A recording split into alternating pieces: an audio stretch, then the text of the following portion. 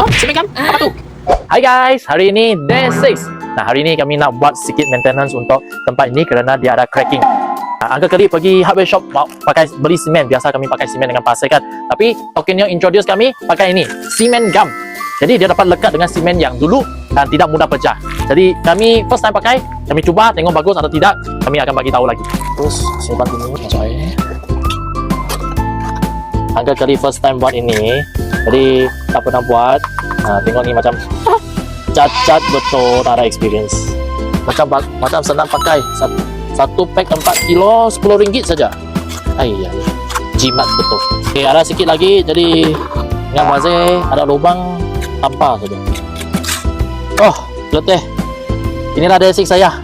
Mari kami tengok day 7 macam mana. Saya Uncle Kelly, juru latih aquaculture anda. Home based farming, 8 way, peace of mind.